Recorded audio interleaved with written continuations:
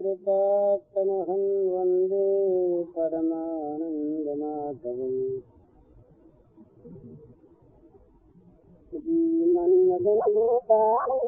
सुरेन्द्रपदकञ्जमङ्गलौ कोमलावजमहेशवन्दितौ जानकी परसरोजलालितौ चिन्तकस्तमनिवृङ्गसंजनौ सार्थक का रूप का वनवासी रूप का सिंहासनारूढ़ रूढ़ राम का ध्यान नहीं करना चाहिए। सभी की महिमा है तो सभी का महत्व एक से एक बढ़कर, जिनका जिसमें मन लगता हो, जिनके लिए जो ध्यान रुचिकर मालूम होता हो, उनके लिए वही ठीक है। तो जो लोग श्री सीताराम के विग्रह स्वरूप का ध्यान करते हैं वे उसी को किया करें, पलटने की आवश्यकता नहीं। जो भगवान के वनवासी रूप का ध्यान करते हैं वे उसी का किया करें, पलटने की आवश्यकता नहीं। इसी प्रकार जो भगवान के राजगद्दी पर बैठे हुए रूप का ध्यान करते हैं तो उसी का किया करें। ये तो अलग अलग भाव होते हैं और उन भावों के अनुसार भक्तों के हृदय वैसे बन जाया करते हैं।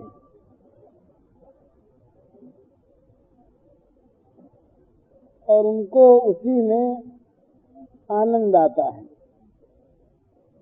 बिहार में वो श्री रामाजी महाराज थे,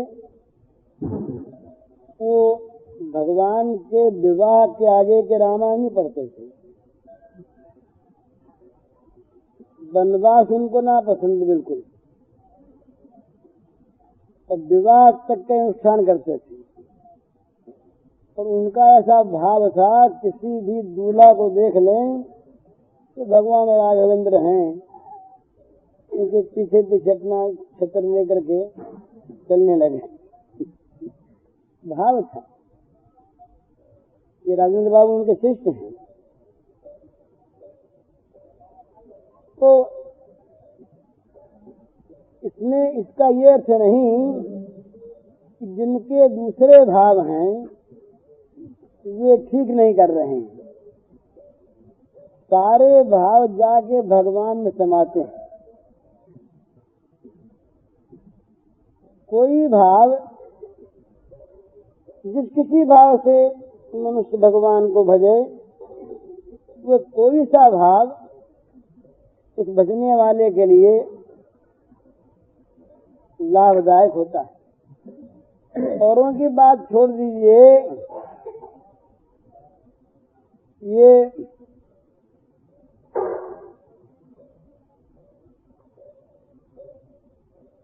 काली चामुंडा छिन्नमस्ता ऐसे विकराल और विकट रूप में भगवान को मानकर जो भजते हैं, उनको भी उन्हीं भगवान की प्राप्ति होती है जो मुरली मनोहर को भजने वाले होते हैं। तो इसलिए ध्यान में जो ध्यान जिनको रुचिकर हो वही करना चाहिए।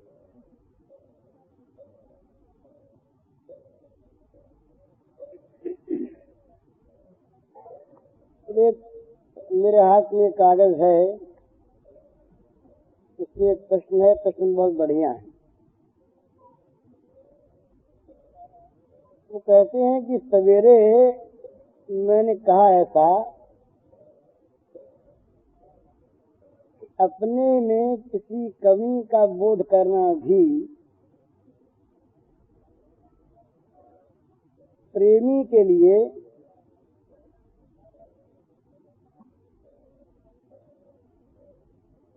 एक कमी है।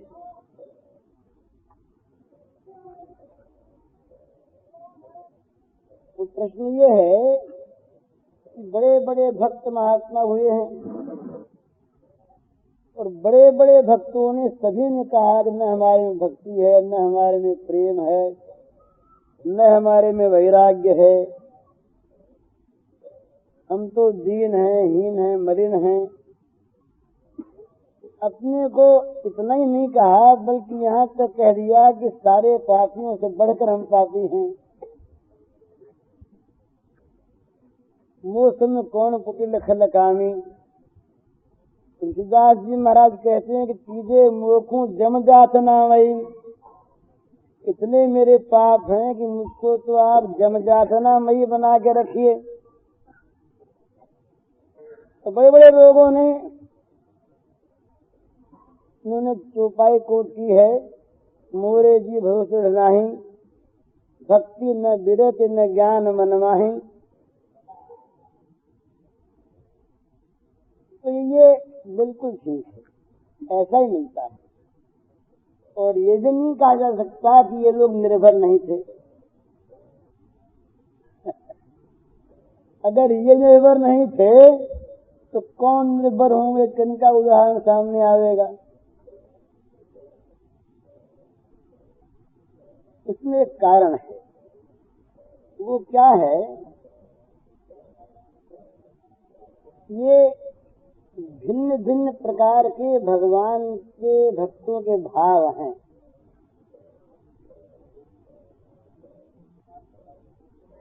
अगर कहीं प्रेम का इस प्रकार का भाव है, जिस भाव में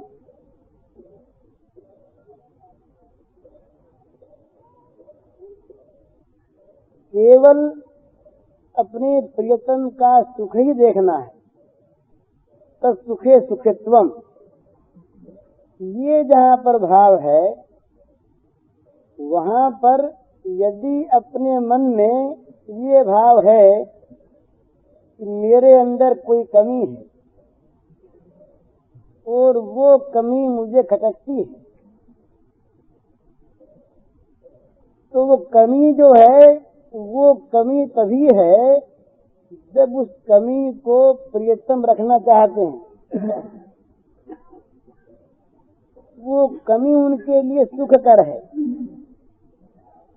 तो कमी का बोझ इसलिए नहीं रहता वहाँ पर कि प्रियतम के लिए सुख की चीज है, उनके सुख में सुख है, इसकी उसे अनुभूति होती है और वहाँ उसे किसी प्रकार की कमी का बोध नहीं होता। एक बात। दूसरी बात जो कहीं निर्भरता की कमी वाली, वो भी ऐसे है कि जब कोई इस प्रकार की मन में भावना करता है कि मेरे अंदर कमी है, मेरे अंदर अभाव है, मेरे अंदर अमुक अमुक दोष है, तो ये दोष अपने अंदर मान करके वो इस प्रकार से चाहता है कि ये मेरी जो बाधाएं हैं दूर हो जाएं।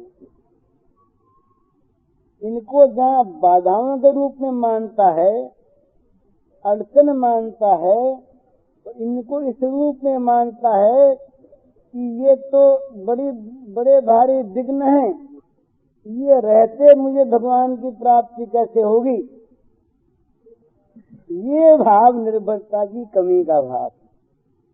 मेरे में ये दोष हैं और मुझको भगवान की प्राप्ति कैसे होगी, मुझ पर भगवान की कृपा कैसे होगी, ये मानना निर्भरता में दोष है। पर यदि वो ये मानता है साथ साथ कि मुझ में बड़ी कमियां हैं, मेरी कमी में कोई कमी नहीं, कमी ही कमी है, वो कहते हैं कि मैं तो विमुख ही विमुख हूँ, पर मेरी विमुखता पर ही सरकार इससे है, मेरी विमुखता की ओर ध्यान देते ही नहीं, बल्कि यहाँ तक कहते तुलसीदास जी महाराज तो बहुत आगे बढ़ गए। तो बड़ा उसमें स्वारस्य है कि भाई हमने अपनी स्वामी द्रोहाई को और भगवान की वत्सलता को तोला तो हमारी जान में हमारी स्वामी दुआई ज्यादा हो गई, तौल में ज्यादा बड़ी हो गई हमारी स्वामी दुआई। लेकिन दूसरे क्षण कहते हैं इतने पर भी उन्होंने कभी कृपा करने से हमको वंचित नहीं किया, न कर रहे हैं और न करेंगे, ये पक्का विश्वास। तो निर्भरता और क्या होती है? निर्भरता में यदि अपना दोष बाधक मालूम होता है तब तो निर्भरता नहीं है, और अपना दोष तो दिखता है, पर भगवान की कृपा का इतना बल दिखता है साथ साथ कि मेरा इतना दोष होने पर भी वो कृपा मुझे तार रही है, बल्कि उस भगवान की कृपा से उल्टी प्रार्थना करते हैं। भगवान की कृपा तो कहती है कि तुमको तारेंगे, इतना विश्वास उस पर है, इतनी निर्भरता है कि वो तारेगा ही, तार रहा है, ये तो दिख रहा है सामने। करियाए और करिए, पहले से कर रहे हैं और आगे करेंगे भी, लेकिन वो उल्टी प्रार्थना करता कि महाराज मैं इस योग्य नहीं हूँ, मुझे तो आप नरकों में भेजो तो ठीक। इतनी मेरी स्वामी दुर्भाई है कि मुझे आप नरकों में भेजो, इसके योग्य हूँ मैं, पर आपकी कृपा इतनी महान है कि वो कृपा मुझे तारेगी ही, मैं क्या करूं? ये महान निर्भरता है। यहाँ पर अपने किसी पाप को, अपने किसी दोष को वो विघ्न नहीं मानते, नीचता अपने मानते। हमारे पाप, हमारे दोष विघ्न रूप हो करके और हमें भगवत प्राप्ति से वंचित कर देंगे, ये बात होनी नहीं है। क्यों होनी नहीं है? कि वो इतने कृपालु हैं, उनकी दया इतनी है कि उस दया पर ये कहा नहीं जा सकता कि हम किसी प्रकार से वंचित रहेंगे। कितनी बड़ी निर्भरता है। पाप को अलग करने की, नाश करने की, हटाने की कोई क्रिया ही नहीं है। ये कहते हैं कि हमारे पाप बहुत बड़े हैं और हमको पापों के लिए हमको नरक भेज दीजिए, पर पाप नाश हुए बिना तुम्हारी कृपा नहीं होगी, पाप नाश हुए बिना तुम नहीं मिलोगे, ये उनकी कृपा नहीं आता। तो कहते तुम तो मिल ही रहे हो, पर मिलना हमारी ओर देखने योग्य नहीं हमारा, हम इसके लायक नहीं, हमारे में ये योग्यता नहीं कि आप हमको मिलो। आप मिल ही रहे हैं, आप मिलेंगे ही, आपकी कृपा थी ही, है ही और रहेगी ही। ये जो कृपा पर विश्वास है, पर निर्भरता है। पुण्य पर निर्भरता, पुण्य पर विश्वास नहीं।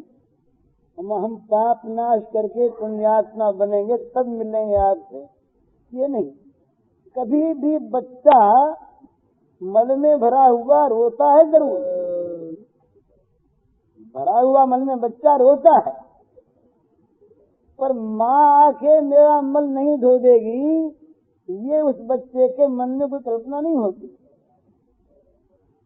इसी प्रकार से इस भाव के जो भक्त हैं, जिन्होंने ऐसा कहा है, उनकी निर्भरता में कोई आपत्ति नहीं। निर्भरता में आपत्ति तो मैंने सवेरे कहा तभी आती, उसी ढंग से जो पाप को विघ्न मानते, अड़चन मानते, तब निर्भरता में कमी आती कि मेरी अड़चन रहते वो कैसे पार करेंगे, मेरी अड़चन रहते वो पार करेंगे कैसे। तो इन लोगों ने कहीं ऐसा नहीं कहा है कि हमारे में अड़चन है इसलिए हम आपकी कृपा से वंचित रहेंगे, न, हम ऐसे हैं। और ये एक तरीका होता है बोलने का, एक तरीका बोलने का होता है। इन्हीं तुलसीदास जी के वचन हैं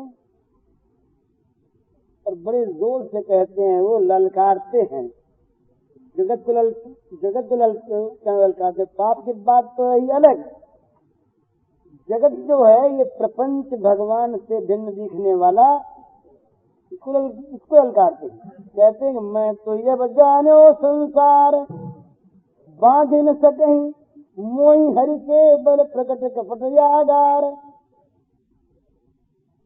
अरे जगत, मैं तुझको जान लिया, तू मुझे नहीं बांध सकता, क्योंकि मेरे पास हरि का बल है। निर्भरता कितनी है, मेरे पास हरि को, वहां अपने को बात नहीं कहते। वहां कहते तुम वहां जाओ, नंद कुमार, वहां ये जितने बात की तुलसीदास जी महाराज ने, इसमें दो रस हैं। एक तो ये कि नंद कुमार में और दशरथ कुमार में कोई अंतर नहीं। ये लोग तुलसीदास जी को, नंददास जी को अलग अलग मान करके भेद करते हैं, ये भेद करने वालों की बुद्धि का भेद है, उन भेद नहीं। दूसरी बात ये है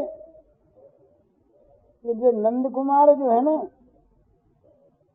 ये किसी नियम को नहीं देखते। पापी का पाप बने दिखे तो उसको मारे, ऐसी बात नहीं। ये तो अगर तुमको देखेंगे समीप आता तो बिना किसी बात के बेचारे ही मार डालेंगे। और दूसरी बात, जहाँ मर्यादा है, मर्यादा में जगत रहता है। भाई ये माता है, ये पिता है, ये भाई है, ये बंधु है, नीति से काम लें। तो मर्यादा वाले जो भगवान राघवेंद्र हैं, वो तुलसीदास जी के आराध्य हैं। तो तुलसीदास जी ने हृदय में पहरा बैठाया है जगत को हटाने के लिए नंद कुमार का। तो मैं जो राघवेंद्र हैं वो तो राजा हैं, उसमें रहेंगे, ये ग्वाले हैं, अहिर के छोरे हैं। जो ऐसे वैसे लोग आएंगे फिर घर के, वहां तो राजा क्या काम है, निपटा देंगे। इसमें उनका नीचा दुपन नहीं समझना चाहिए, भाव है। दूसरी बात ये है कि भाई नंद कुमार जो है ना, ये है प्रेम के ठाकुर, और राघवेंद्र जो हैं ये है मर्यादा के ठाकुर। तो प्रेम के ठाकुर में ये बात है कि वो तो दूसरे को अपने घर में देखना चाहते नहीं। मर्यादा के ठाकुर हैं, उनमें दूसरे भी रहे कि जहाँ जहाँ नीति है वहाँ भाई रहे, उसको हटाना वो नहीं हटाएंगे। तो वो जगत को किसी रूप में रख लेंगे। तो ये जगत कर रहे हैं ललकार इस समय। तो क्या भाई भगवान हमारे नंद कुमार बैठे, राघवेंद्र कुमार जो कहीं दया करके तुम्हारे ऊपर रख भी लें कहीं तुमको, किसी नीति के कारण से, जैसा इसको कैसे मारें, तो कैसे करें, क्या करें। बोले भाई कुत्ता रहा और कुत्ता बैठा था बीच में, तो ब्राह्मण ने कुत्ते के लाठी मार दी। तो ब्राह्मण को दंड कैसे दें? ब्राह्मण ठहरा, ब्राह्मण अदंड है, ये नीति बीच में आ गई। पर वहां तो ब्राह्मण ने दंड दे दे इंद्र को भी, ब्रह्मा को दंड दे दे। तो पहले ब्राह्मण है ब्रह्मा, सबसे बड़े ब्राह्मण, ब्रह्मा को ब्राह्मण माना है, ये बड़े ब्राह्मण हैं। ये भी आकर के उनके चरणों में गिर पड़े, नाक रगड़े,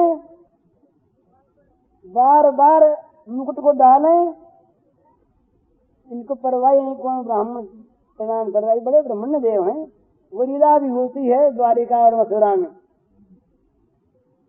और वृंदावन में तो ब्राह्मण का भोग खा जाते हैं। कृष्ण आपको नंद कुमार के बीच में आ गई। एक समय की बात है कि ये यशोदा मैया के पियर के घरू ब्राह्मण रहे,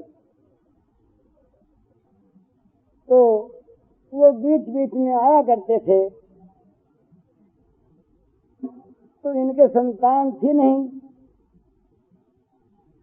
तो मन में दुख था। उन्होंने सुना कि अब यशोदा के लड़का हो गया है, बड़ा अच्छा, बड़ा सुंदर, सब लोग बड़ा उससे प्यार करते हैं, बड़ा वो मधुर मनोहर है, तो चलो देख ही आवे और कुछ ले भी आवे। दे देगी यशोदा, लड़का हुआ तो बहुत देगी। और ये भी मन में हुआ कि भाई उसको उसके भाग्य पर बधाई भी दे आवे। तो आए यशोदा बड़ी प्रसन्न, तो घर में जो आता उसी को देती है। जब तो घरू ब्राह्मण थे तो यशोदा के यहाँ तो कोई भी आता लुटाती, जितना लुटाती उतना अधिक आता। यहाँ तो तमाम लक्ष्मी जो आई थी ना, कुबेर, ये सब आके यहाँ पर बैठ गए थे नंद बाबा के घर में, कि बस ये लुटाया जाए और आया जाए। कमी थी नहीं। ब्राह्मण देवताए प्रणाम किया, घर में रखा, बोले महाराज भोजन बनाओ। तो ब्राह्मण ने कहा कि भाई तुम्हारे का छोटा बच्चा है, तो छोटे बच्चे का क्या पता, कभी पूछा दे आ जाए घर में, हम चौका लगाम उसमें आकर ये कहीं हमारा आटा छू दे कि हमारी दाल छू दे। तो बोले महाराज दाल आटा तो आप बनाइए ही नहीं, आप तो बढ़िया से बढ़िया खीर बनाइए। और बड़ी बढ़िया हमारे यहाँ गाय हैं पद्मगंधा, उनका बहुत बढ़िया दूध, वो दूध में दूंगी आपको। शक्कर बढ़िया मेरे घर में, और चावल बहुत बढ़िया, और मैं महाराज पहरे पर रह जाऊंगी। आप खीर बनाओ, बच्चा नहीं आवेगा। बोले क्या पता कि छोटा बच्चा है, तो डांटे भी कैसे, कहें भी कैसे, आ गया। तो बोले नहीं महाराज नहीं आवेगा, आप खाते नहीं रखें। ठीक, ब्राह्मण देवता के लिए अलग जाके गौशाला में चौका लगाया। चौका लगा करके यशोदा मैया अपने आप पानी लाई और अपने आप चीजें ला के रखी, बतलूई रखी, आग जला दी। फिर महाराज मैं चले जाती हूँ अलग। तो मुश्किल ये हो गई कि जब तक वो गई थी पानी लाने, और ये सामने खेल रहे थे आंगन में, और वो देवता देख रहे थे। अब इनका तो मन उनमें रम गया। अब उसने जब पानी ला के दिया, आग वाग जला दी, तो ब्राह्मण देवता बोले रसोई पीछे बना लेंगे, क्या हरज है, तो बच्चा खेली रात को क्यों ले जाती होगी, बेचारे को खेलने दो। ये मतलब नहीं कि इसको ले जाती है, खेलने दो, इसके खेल के लिए ये रोक रहे हैं। इसलिए कि अब आंख नहीं मानते। अब तो उनका मन जो है उस बच्चे ने हर लिया। बार बार उनके आंसू आवे, बार बार वो रोमांच हूँ, गदगद हूँ। यशोदा तो समझे नहीं। यशोदा ने समझा कि बड़ी भूख लगी है और बड़े सभ्य हैं, तो कहते हैं कि भाई लड़का के रोए रावेगा, क्यों ले जाती हो। बोले नहीं महाराज आप बनाओ, ले जाते। अब वो ले गई, ले जाकर के अलग ले जाकर के कमरे में अपने पास उसको बैठाया, खाने वाने को माखन वाखन दिया, तो छपके वपके दी के सो जा। तो सो जाता है फिर कोई पत्र रहेगा ही नहीं। सो गए, आंख नींद के मजे में सो गए। मैया पास बैठी, देखती है कि कहीं चला न जाए, उठ न जाए। इतने में एक घर में काम याद आ गया, तो देखा छपकी, यूं देखा, यूं जगाया, यूं देखा, हिलाया, तो गहरी नींद है। सब गहरी नींद में सो रहा, चलो काम करके ही आ जाऊं। तो काम करने के लिए तो गई। इधर ब्राह्मण ने खीर बना करके, बड़ी बढ़िया खीर बना करके, और उस स्वर्ण थाल में उसको परसा और अपने इस देव के सामने रखा। कहा गोपाल, हे गोपाल जी आओ, भोग लगाओ। वो आंख मूंदे ही बैठे थे कि गोपाल जी आ गए।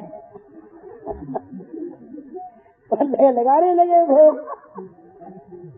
ब्राह्मण देवता ने वो पट बंद कर दिया था, द्वार बंद करके बाहर आके प्रार्थना कर रहे थे। कपड़ा था नहीं कि उसका पट देते। अंदर जाके देखें तो वहां तो खा रहा है। बड़ा गुस्सा मन में आया। मैं कहा था यशोदा से कि भाई तू मानती नहीं है, मुझे दे दे, मैं साथ ले जाऊंगा कहीं तालाब पर बैठ के अपना बना के खा लूंगा, इस घर में तो ये बच्चा बड़ा नटखट है, लड़का तो बड़ा अच्छा है, खाता है तो क्या हर्ज है, खाने दो। सर भूखी की याद आई, बोले कैसे खाने दो? अरे यशोदा यशोदा यशोदा, पुकारा यशोदा मैया। अरे क्या हो गया? बोले क्या क्या होता, देख इसको। मैंने कहा था पहले तमाम खा जाएगा, भ्रष्ट कर देगा, ये बड़ा नटखट है। यशोदा कांपने लगी, उसको डर हो गया कि साफ न दे दे। तो ये डर नहीं है कि ब्राह्मण नाराज हो गए तो हो गए, बोले डर ये है कि कहीं ब्राह्मण देवता ने मेरे इस लाला को साफ दे दिया तो मैं तो मर गई। वो रोने लगी, बोले महाराज बड़ा कसूर हो गया, मैं तो इसको सुरा के गई थी, पर बच्चा है, जाग गया और आ गया, अब मैं क्या कहूँ। तो देखा बच्चे की ओर, बच्चे ने हंस दिया। अब तो ब्राह्मण महाराज मुग्ध हो गए। बोले अच्छा कोई बात नहीं, साड़िया बच्चा है, दूसरा धोखा लगा दे और तरफ, तो देखना आपके ना आने पावे। मैं जब तो दूर लगाऊंगा चौका, आपको कहाँ आने पावेगा, और पैरा बैठा दूर इसके लिए। दूर ले गई, अब दूर ले जा करके चौका लगाया, और वहाँ अलग एकांत में जाके उनको खीर का फिर इंतजाम किया। ब्राह्मण ने फिर खीर बनाई, तो इनको ले करके ये इसने क्या किया कि दूर जा करके, बहुत दूर, और जहाँ गायें रहती थी वहां जाकर के बैठ गई, और पास बैठ गई। नंद बाबा से कह दिया कि आप इधर से रहो कि ये इधर से जाने न पावे। नंद बाबा ने कहा नहीं जाने पावे, जाएगा तो मैं पहरे पर रहूंगा। ब्राह्मण देवता ने खीर बनाई, खीर बना के फिर थाल में परसी और पट बंद किए, बाहर आके बैठे, और गोपाल जी महाराज पधारो। तो वहाँ क्या हुआ कि एक बछड़ा बड़े जोर से दौड़ा, मैया तो पकड़े बैठी थी, क्या पता था। अरे मैया दौड़ गए साथ, बछड़े के साथ दौड़े गए। नंद बाबा ने कहा हाँ कहाँ जाता है। इतने में तो पहुंच गए नंद बाबा, बूढ़े बेचारे जा नहीं सके, और वहाँ भोग लगने लगा। फिर ब्राह्मण अंदर गए, ब्राह्मण को बड़ा गुस्सा ब्राह्मण को आया कि कितना दुष्ट लड़का है, अब दोपहरी होने लगी तो भूख के मारे विचार कर खड़ा है। और जब सामने देखा तो थोड़े शांत हो गए। यशोदा नंद दोनों आए, रोने लगे, दोनों जमीन पर गिर पड़े दंडवत, बड़ी क्षमाएं मांगी ब्राह्मण को। एक बार गुस्सा, इसलिए हंस गए, तो गुस्सा उतर जाए। आखिर ब्राह्मण ने की बात फिर मान लिया, चलो तीसरी बात भी बना लेंगे। अब की तो मैया ने क्या किया कि मैया ने कहा कि अब तो नहीं मानेगा, तो मैया उसको ले गई, ले जा करके अंदर किवाड़ बंद करके सुला दिया, और आप पास बैठे, तो आपकी जाने पाएगा ये नहीं। तो लीला तो उनकी है ना अलग, मैया को नहीं जा रही, मैया पास बड़ी बड़ी हाथ फेर रही थी, जाने दूंगे नहीं, और हाथ फेरते फेरते झपकी आ गई। उधर तो ये उठे। अब जहाँ वो अपने आप किवाड़ खुल गए थे कंस के कैद खाने के, अब इनके अपने लिए किवाड़ खुल जाए कौन बड़ी बात है, किवाड़ तो खुल ही गए। पहुंचे ये फिर, और ब्राह्मण देवता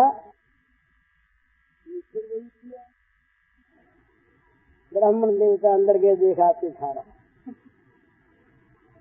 तो ब्राह्मण को अजब चीज दिखाई दी, कह रही तो तू जिसका ध्यान कर रहा था वही तो बैठा है, ये ठीक वही स्वरूप दिखाई दिया, वही बैठा खा रहा है।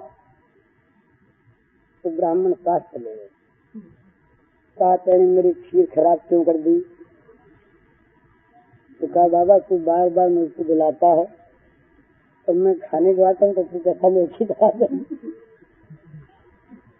जिसको तू चाह रहा था जन्म जन्मांतर से, जिसकी इच्छा से तेरी तपस्याएं थी, जिसके लिए तू ब्राह्मण कुल में तेरा जन्म हुआ, जिसको प्राप्त करने के लिए मैंने इतनी साधना की, वही मैं तेरे खीर खाने आया, तू कहता है कि मेरे खीर क्यों खा रहा है।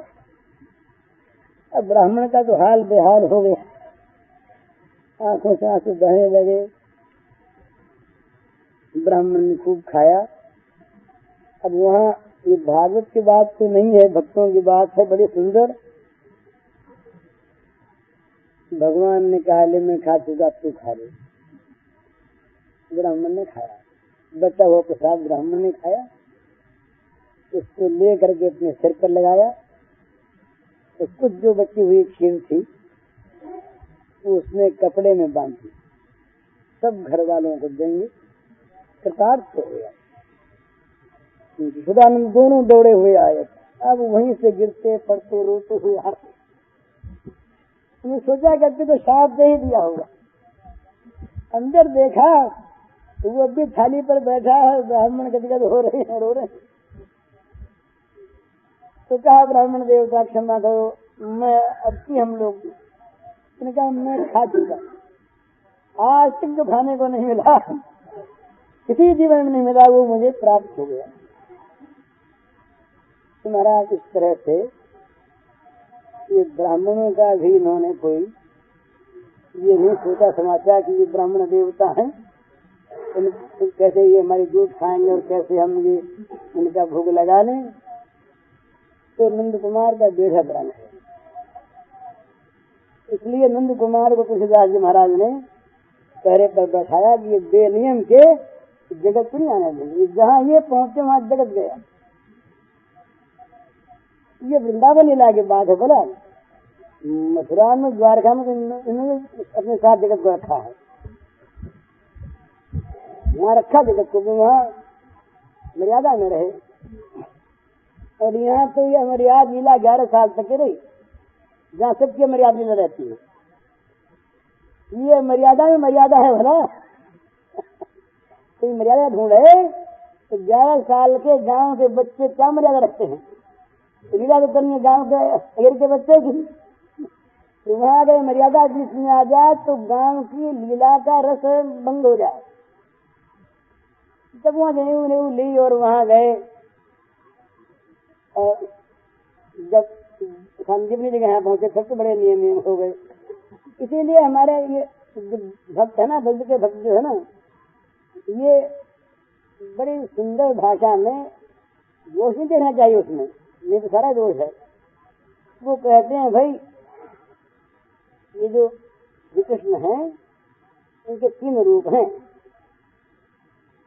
एक है पूर्णतम, एक है पूर्णतर और एक है पूर्ण। तो द्वारिका के जो श्री कृष्ण है तो पूर्ण है, और मथुरा के पूर्णतर हैं, और ब्रज के ठाकुर जो हैं ये पूर्णतम हैं। वहाँ इन्होंने तमाम कमी कम फैलाया।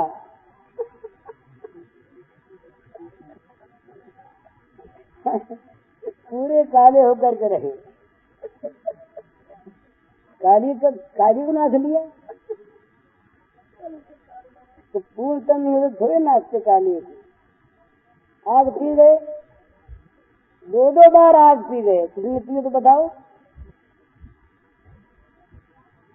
तो ये जो श्री कृष्ण की लीला है ये बड़ी विचित्र है। तो मैं ये कह रहा था कि तुलसीदास जी ने जब जब भगवान के सामने प्रार्थना की तब तक तो ये कहा कि हमने बड़े दोष हैं, हम बड़े दीन हैं, बड़े हीन हैं, मलिन हैं, पापी हैं, नरकों के योग्य हैं, हम आपकी कृपा के योग्य नहीं। तो निर्भरता इतनी उन पापों की बाधा के रूप में कहीं परवाह नहीं है। अगर उनको बाधक ये मानते तो इनकी निर्भरता में कमी होती। इसी प्रकार इन महात्माओं ने भी, जहाँ तक मेरा ख्याल है, रामायण में आया नहीं, जगत के सामने ये कभी ऐसा नहीं बोले होंगे। वहाँ तो धक्का देते उसको। ऐसे प्रेमियों के पास जगत उनके मन में आता कहाँ है? तो पाप तो आवे कहाँ। तो इनका तो वो गांधी जी ने एक बार बड़ी सुंदर बात लिखी थी, इसमें लिखा उनको कि भाई सूरदास कहते हमारे समान कोई पतित नहीं, तुलसीदास कहते हैं पतित नहीं। और एक शंकराचार्य हुए हैं, उन्होंने भी कहा मत समय पातकी नास्ती पातक तत्समान ही। माता के सामने जब गए, ये शंकराचार्य पीछे के हैं, कोई आगे शंकराचार्य नहीं। उन्होंने कहा कि 85 वर्ष के हम हो गए। तो ये बात क्या है, ये बात ये है, गांधी जी ने इसका उत्तर दिया कि भाई इनकी पाप नापने की गज से है, हमारे दूसरी है। पाप नापने की जो गज है ना, गज होती कपड़ा नापने की, तो नापने की इनकी दूसरी हमारी दूसरी। तो इन्होंने कहा क्या, जिन तुम जो ताई बिसराए, क्षण भर के लिए भी अगर कहीं भगवान की विस्मृति की कल्पना आ जा, विस्मृति नहीं, भगवान की विस्मृति की कहीं संभावना कल्पना भी दिखने लगे, कल्पना आवे भी नहीं, तो समझेंगे महापापी हमें। मान लिया अपने में, मेरे लिए इस कमी के होते हुए भगवान कैसे मिलेंगे, इस कमी को पहले मैं दूर करूं, कमी के लिए भगवान के सामने रहूं, तो कमी पहले भगवान दूर करें, तब मैं भगवान की कृपा योग रहूंगा, ये निर्भरता के कमी। इसलिए ये कमी नहीं रहती होंगी, ये कमी नहीं रहती, क्योंकि नम्रता और दैन्य जो है ये तो उनका प्यारा स्वरूप है। भगवान ने कहा है, भगवान जो है ये दैन्य प्रिय है। भागवत में तो भगवान का नाम आया है अकिंचन प्रिय, अकिंचन प्रिय, जिसके पास कोई वस्तु ही अपनी न हो, ये अहंकार न हो, ममता न हो, आसक्ति न हो, कामना न हो, ये सब कुछ में है। और संसार के पदार्थों में भी ममता न हो, कहीं पर अपनी चीज कोई रहे ही नहीं, कहता कि उसके प्रिय भगवान है, अत्यंत प्रिय है। जो कहते हैं हमारे में गुण है, हमारे में दैव संपत्ति है, हमारे में कोई कमी नहीं, उनमें ये बड़ी कमी आ गई तो हमारे में कोई कमी नहीं, अब उसमें वो कहते हैं, वो कह रहे हमारे में कमी नहीं, ये बड़ी कमी आ गई। तो वहाँ एक अहंकार बोलता है, जो दैन्य है ना, चैतन्य महाप्रभु ने इतना दैन्य कि वो अपने को जब तक होश में रहते इतना दीनहीन मानते, जिसकी कोई सीमा ही नहीं। तो दैन्य जो है, दीनता, ये भगवान को बड़ी प्रिय है। दीनता का अर्थ उनकी निम्न कोटिता नहीं है, वो निम्न कोटि के नहीं है, वो नीचे नहीं है, वो दीन माने दीन होकर के तो जगत के सामने हाथी पसारते हैं। वो जगत के लिए तो महान धनी है, पर वो दीन है दीनानाथ के सामने, दीन है दीन बंधु के सामने, दीन है किंचन प्रिय के सामने। ये उनकी शोभा है, ये उनका, लेकिन ये भी वहीं तक है जहाँ तक प्रेम का आवेश नहीं। जहाँ प्रेमावेश है, कृष्ण जी जिस समय प्रेमावेश में बैठे थे उस समय राम सामने खड़े, पर इन्होंने राम की ओर देखा, यहीं से बेहोश, खुली आंख भी होती कहीं उस समय उनकी, और आवेश में उतरा होता तो नहीं देख पाते राम को। वो तो राम ने जो उनके हृदय में से अपने स्वरूप को हटा लिया, चतुर्भुज आ गए, तब आवेश उतरा। तो जब प्रेमावेश है, जिस समय प्रेम की स्थिति है, उस समय तो इसमें कोई भी दोष की बात नहीं कि वो ये न कहे कि मैं पापी हूँ, मैं दीन हूँ, ये नहीं कहे, और उस भगवान की पूजा भी स्वीकार कर ले, भगवान की भक्ति भी स्वीकार कर ले और भगवान की सेवा भी स्वीकार कर ले, क्योंकि उस समय वो तन्मय होता है भगवान के सुख के साथ। अगर भगवान सेवा करने में सुखी होते हैं, इसीलिए तो ये जो रहस्य की बातें हैं ना, ये समझ में नहीं आती और वो समझ में आने योग्य है भी नहीं, और इसीलिए वो जो ग्रंथ हैं उनका पठन पाठन ये अनुचित है और गिराने वाला है। कहीं गीत गोविंद को लेकर के और चैतन्य महाप्रभु बैठे, उनकी बात उखरी, उनका गीत गोविंद गाना नहीं चला, इसको लेके हम जैसे लोग बैठ जाए तो खत्म, साधना खत्म। गीत गोविंद लिखी जाती है, देही में पद पल्लव उदाहरण, गीत गोविंद ये बात कह सकते हैं, ये नहीं कह सकते। तो वहाँ की जो राधा है, वहाँ की जो श्री गोपियां हैं, ये और थी, उनका उल्लेख, उनका आदर्श मान्य नहीं। भक्त को हमेशा ही नम्र होना है, दीन होना है, सेवा करना है, आज्ञा मानना है, अनुगत होना है, उनकी प्रत्येक बात को हित ढाना है, उनकी लीला का अनुकरण नहीं करना, सब लीलाओं का अनुकरण नहीं करना। ये मैंने उस दिन भी कहा था शायद कि भगवान की लीलाएं 3 प्रकार की होती हैं, आदर्श, ऐश्वर्यमयी और मधुर। जो लीला आदर्श है उनका अनुकरण सबको करना चाहिए, तो करने योग्य है, कर सकते हैं। ऐश्वर्य का अनुकरण कोई कर नहीं सकता और मधुर का करना चाहिए नहीं, अयोग्य। तो ये जहाँ उस प्रेम की बात है, जिस प्रेम में इस प्रकार से कहने की बुद्धि नहीं रहती, इस प्रकार से कहने की जिस प्रेम की अवस्था में नहीं रहती, ये कल्पना मन में नहीं आती कि भगवान के सामने हम दीन बन के जाएं। ये भगवान खड़े हमारे सामने, ये सर्वेश्वर है, ये हमारे स्वामी है, इस रूप में देखने की स्थिति नहीं होती, उस अवस्था में ये बात नहीं कही जाती। ये कहना सर्वथा योग्य है, इस कहने में निर्भरता का अभाव नहीं है, पर जो प्रेम निर्भरता है, जो प्रेम वैचित्र्य की दशा है, वहां तो कभी कभी ये होता है प्रेम वैचित्र्य में उपासक जो है उपास्य बन जाता है, उपासक उपास्य बन जाता है, प्रेमी प्रेमास्पद बन जाता है, और प्रेमास्पद की जिस प्रकार सेवा प्रेमी करता है, इसी प्रकार प्रेमी को प्रेमास्पद मानकर प्रेमास्पद की सेवा करने लगता है।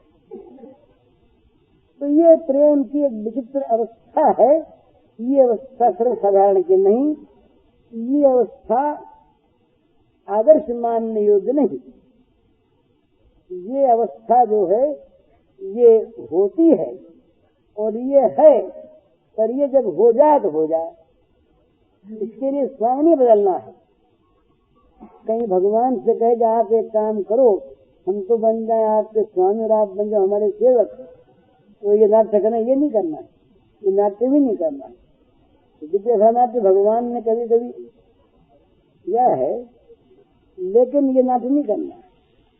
वहाँ तो मर्यादा आदर्श इनको पहले देखना है, और इनको जहाँ देखना है वहाँ ये जो शब्द हैं तो बिल्कुल ठीक हैं, यही कहना चाहिए। सब ने कहा, बड़े बड़े महात्माओं ने सब ने कहा, वेदांत वालों ने तो नहीं कहा, उन्होंने तो कहीं कहीं पर ऐसी बात कह दी जो उनके तो योग्य है पर सबके योग्य नहीं। उनके तो योग्य है, मैं हूँ मेरो आत्मा काको करो प्रणाम। एक महात्मा के वाक्य हैं। तो शंकराचार्य ने तो जहाँ जहाँ पर अद्वैत की बात कही वहाँ भी गुरु की वंदना की है। वहाँ भी उन्होंने ब्रह्मरूप परमात्मा के भिन्न मानते हुए भी वंदना की।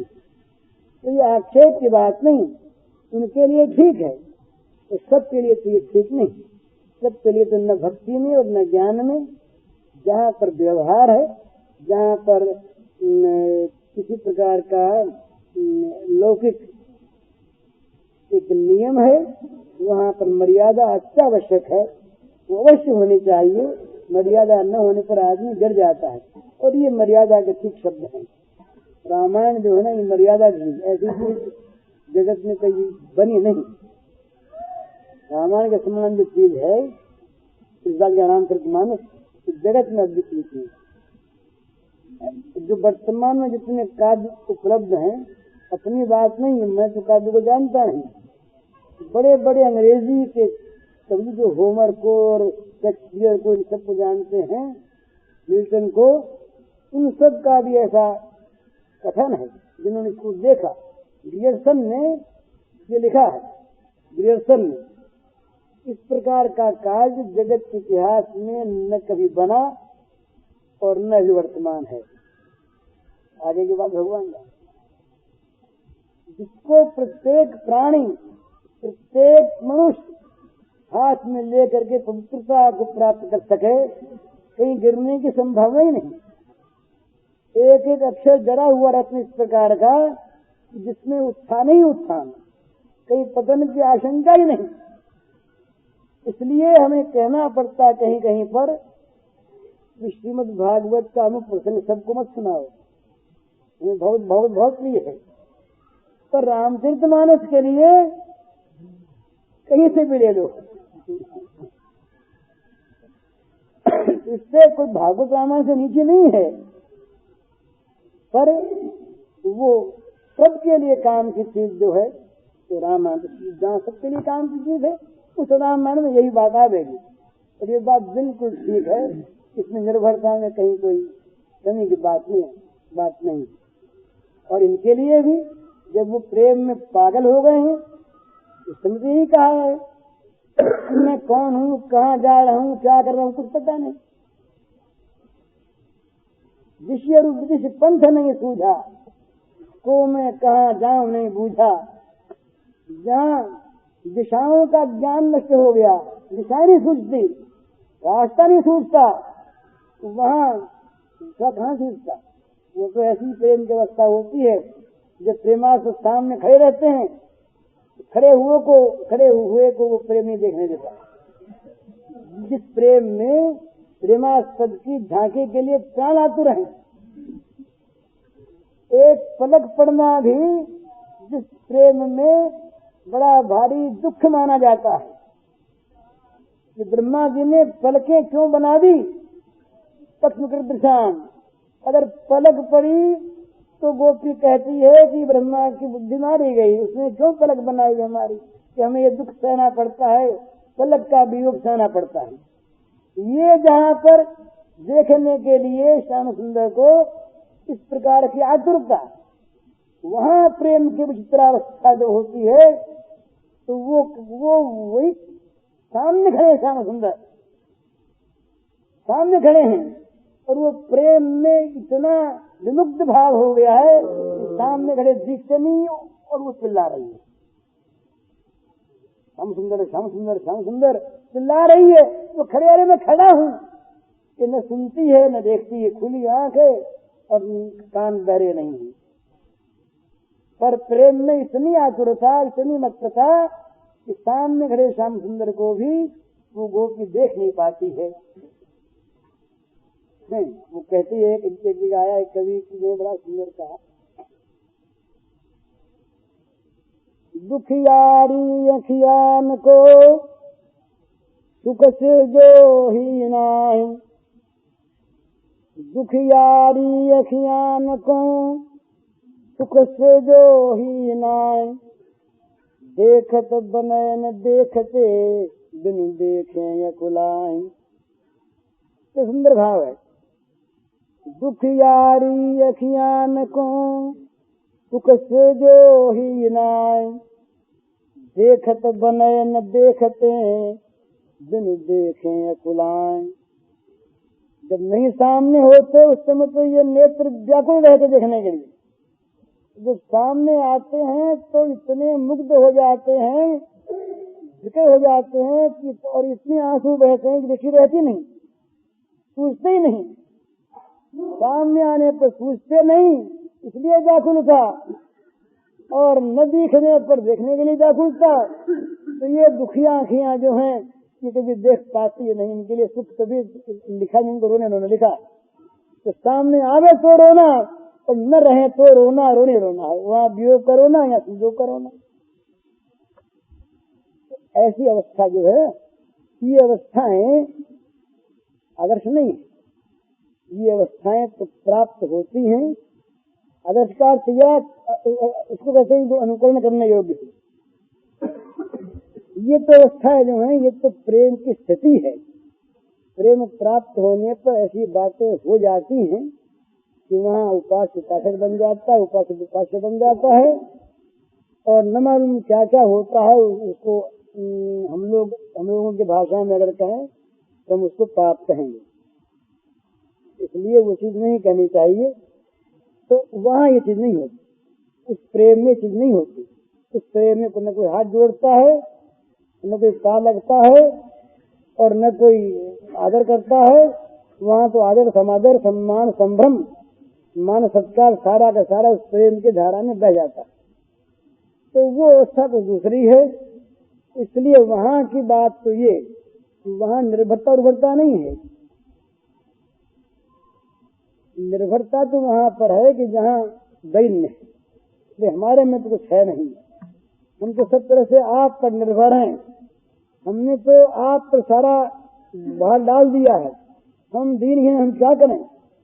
हम दीन हैं, हीन है। हमारी शक्ति से, हमारी ताकत से, हमारी बुद्धि से, हमारे बल से हम नहीं पा सकते आपको, नहीं पा सकते हम आपको।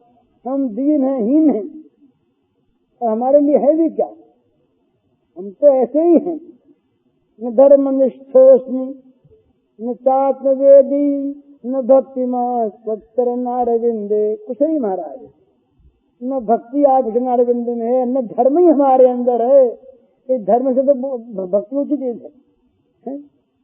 न ज्ञान है, न वैराग्य है, न धर्म है, कुछ नहीं है। क्या? हम तो आप पर निर्भर हैं।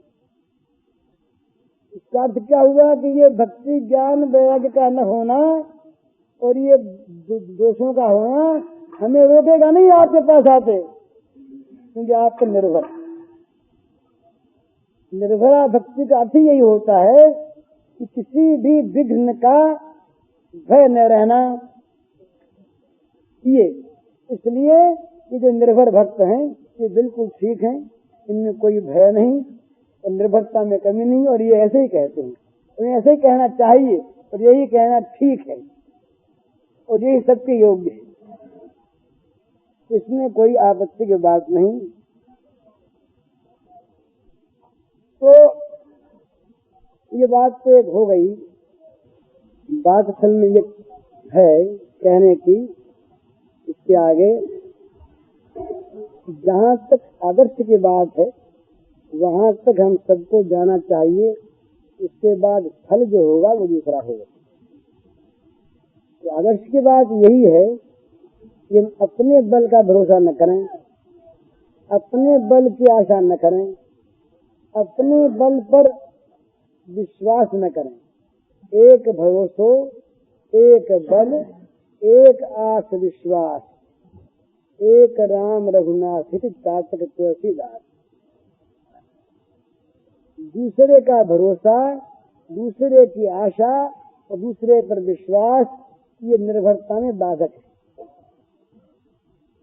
तो पुण्य का विश्वास भी निर्भरता में बाधक है। सर्वधर्मान परित्यज्य का भगवान ने, सर्वधर्मान परित्यज्य माम एकम शरणम ब्रज। शरण तो है, तो किसी भी धर्म का अगर आश्रय उसको है तो शरणागति में निर्भरता में कमी है। तो वो अपने को पापी मानता है, पापी कहता है, तो वो निर्भर है। तो इसीलिए भगवान कहते हैं कि तुम्हारे सारे पापों को दूर मैं कर दूंगा। अहम त्वा सर्व पापे विमुक्ष्यामि। तो वहां पर पाप की संभावना है, पर भगवान यहाँ तक कहते हैं कि तू एक मेरे निर्भर हो जाओ, एक क्षण में आ जाओ। तो पाप रहते भी एक क्षण में आ सकता है, पर उस पाप का भय नहीं रहता। उस पाप से मन में ग्लानि होती है, तो पाप मुझे भगवान के पास जाने में अटका देगा, ये पाप की सत्ता वाणी रहती।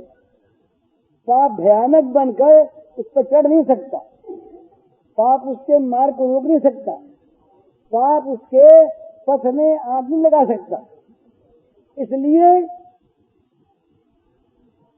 वो ये कहता है कि मैं पापी हूँ, मैं ऐसा हूँ, तो आपकी मुझ पर अनन्य कृपा है, इसलिए मैं आप पर अवलंबित हूँ, मैं आप पर निर्भर हूँ। रोगी यदि किसी अच्छे सदवैद्य पर विश्वास करके उस पर निर्भर हो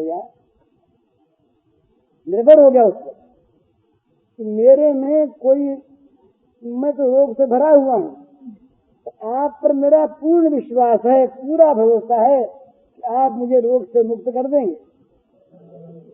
रोग मुक्त नहीं हुआ है, वो रोगी है, रोगी होता हुआ ही उस पर विश्वास हो गया है, इनकी दवा से मुक्त हो ही जाऊंगा, इसलिए वो उन पर निर्भर हो गया। अगर वहाँ रोगी ये मानता मेरा इतना प्रबल रोग है जिसको ये वैद्य दूर नहीं कर सकते, और वो कहता कि मैं आप पर निर्भर हूँ, तो निर्भरता में कमी। तो वैद्य कहता कि भाई मैं कह रहा हूँ आराम कर दूंगा, तुम मुझ पर विश्वास करते नहीं, तो मेरी दवा से क्या काम होगा। तुम मुझ पर निर्भर करो, तुम मेरे पर अपने को छोड़ दो, मेरे पर अपने को छोड़ दो, ये भगवान ने कहा है। मान एकम शरणम ब्रज, तुम मुझ एक पर अपने को छोड़ दो, ये धर्म मुझे तारेगा, ये मुझे तारेगा, इससे मेरा लाभ होगा, इससे मेरा सदन बढ़ेगा, इन सब धर्मों का आश्रय त्याग दो, एकमात्र तुम मेरे शरण में आ जाओ। तो पाप आए और मैं आया, तुम्हें पापों से मुक्त मैं कर दूंगा। तुम सोच मत करो, शब्द भगवान के माँ सुच। इसलिए जैसे रोगी आदमी रोग रहते हुए भी वैद्य पर निर्भर करता है, इस विश्वास पर इस वैद्य के दवा से मेरा रोग निश्चय ही नष्ट हो जाएगा, तो वो रोग को विघ्न रूप नहीं मानता था। वो अगर विघ्न मानता होता निर्भरता में, तो निर्भरता सिद्ध होती नहीं। कैसे होती? निर्भरता में अगर कोई विघ्न है तो निर्भरता विघ्न नहीं। इसलिए निर्भर भक्त के लिए ये कहने में कोई आपत्ति नहीं कि हे नाथ मैं दीन हूँ, मैं हीन हूँ, मेरे में न ज्ञान है, न भरोसा है, न विश्वास है, ये सब कहता है। पर वो भरोसा और विश्वास की इतनी मूर्ति है, उसी के बाद ये कहता है कि मेरा भरोसा नहीं है।